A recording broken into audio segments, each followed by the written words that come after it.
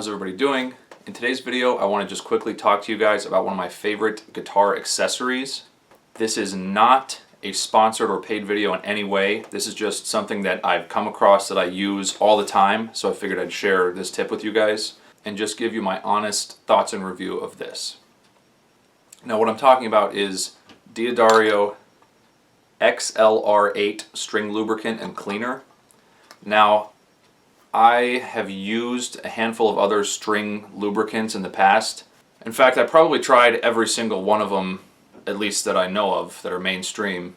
And the issue that I always found with those was that while they did provide a little bit more fluidity and smoothness to the strings when you first applied it, they would tend to like bunch up around where you ended up sliding or playing as they dried, and they would leave like a residue on the strings.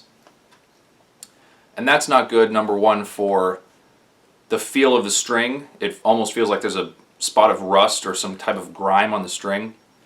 And it also doesn't help to have something heavy sitting on top of the string that is preventing it from vibrating properly.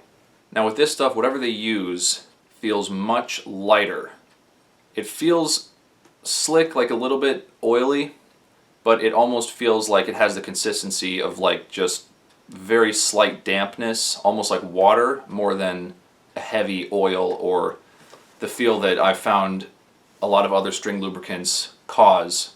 And when it dries, it seems to just evaporate off the string or get worn off the string, and it doesn't leave any type of residue at all. You just are left with a dry string. I've mentioned in the past that for whatever reason, my hands tend to corrode guitar strings extremely quickly, so I would literally get a couple of real heavy practice sessions out of a set of strings if I wasn't using any type of string cleaner. So this stuff, basically before and after every time I play, I'll apply it. I'll take a rag and I'll wipe my strings down, and then I will apply this product. And I found that it does tend to actually enhance the lifespan of the string as far as how long I can go between changing strings just from rust. The other main benefit that I found to using this is that it provides a consistency to how the strings feel as far as friction. If you apply it down the length of the string, starting with a clean string, then basically your string is going to feel nice and smooth and easy to navigate, and you're not going to have spots where you get real stuck or hung up if you try to do a slide maybe in one spot. And to me that is a huge deal, because I can play with totally dry strings now, but I've been using this for so long that it would really bother me just to have a string that was completely dry and then have like a little bit of a tough spot to get across. That would really bother me. By using this, it tends to keep the strings pretty clean and pretty smooth. You could do a huge slide like 20 frets down, and you know that you're going to land where you mean to because you know that you're not going to hit some type of rough spot along the string. It's a good peace of mind in that aspect. The other thing I like about this as a string lubricant compared to a lot of other brands is that where a lot of brands will give you a bottle where you basically either spray it onto a rag and apply it or try to spray it directly onto the string, this comes in this little round container, so it has one level of sealing, and then the actual applicator is sealed off and it's just a little white disc. And it's basically a pad that is absorbed with the product. And then when you're done with it, you put that cap back on, drop it in, and then push it into here. And this basically gives it a pretty good air seal. It's not perfect, but it keeps it fresh for a long period of time. So like I said, I use that before and after I play every single guitar that I pick up to play. It's just kind of a staple in my routine at this point. So I use it probably 15 to 20 times a week, and I keep it just out, in the container, but I keep the container in the room at whatever humidity it is, and I can still get one of those pads to last usually a couple months. So because this is my 100% honest review of this, just based on only my personal experience using this, I wish I could tell you something that was a downside to it, but I haven't found there to be any. It's a small size container, so you can easily throw it into a guitar case or Like I keep a little accessory bag for when I bring my guitar places. I guess if there were to be a downside, it would be the fact that the container, when you're traveling, can sometimes pop open, or the pad could pop off from this cap, and then you open it and you find that it's not quite sealed up right. But that's kind of a small thing, but maybe it's an inconvenience. I guess they could solve that by having a screw-on cap for the metal container versus one that just pops off. But that's a very small complaint. Like I said, it's a good size, the product works extremely well, it doesn't leave any type of residue. You have to apply it fairly often, but that's really not that big of a deal compared to the hassle of changing strings more often. So I find it to be totally worth it. Another downside to this product, I suppose, would be that it has a really stupid name, because it's called XLR8, and I think that they're going on accelerate, meaning like it'll accelerate your playing, and I think that's kind of a really stupid name. So there you go, I found a couple of things wrong with it.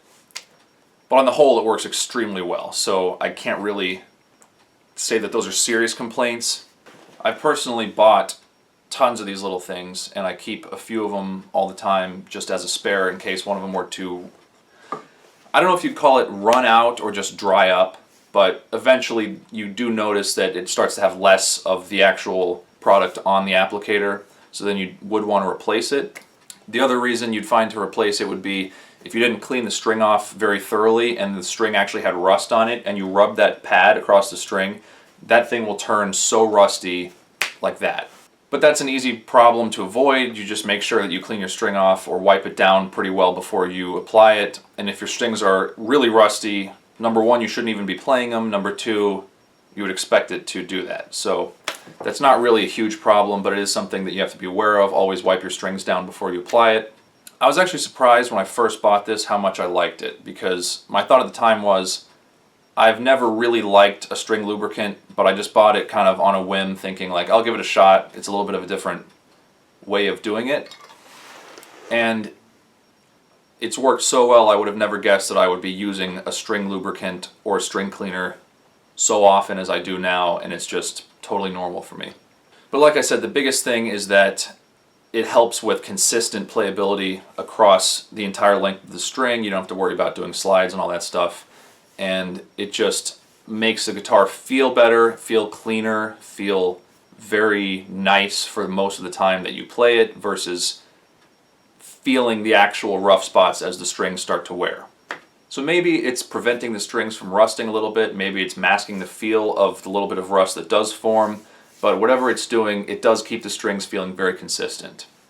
And I guess to conclude this video, I'll just briefly show you how to apply it, because it's very fast. I do it twice for each guitar every time I play one guitar, so if I have a practice where I play in 3 different tunings, I'll use it 6 times. So it's very fast, you don't really have to think much of doing it. Here it is. So here we have my guitar. Before you apply it, you're going to want to just wipe the strings down quickly. So I just kind of grab a little bit underneath the string and run up and down with a rag.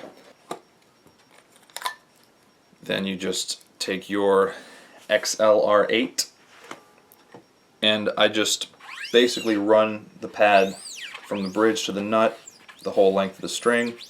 When it's a brand new pad like this, it will be pretty damp, so you don't have to really do it that much. I'm just showing you an average amount. And then you're done. Thank you guys for watching. If you enjoyed this video, don't forget to share it and subscribe to my channel for more guitar and music related content. Thank you.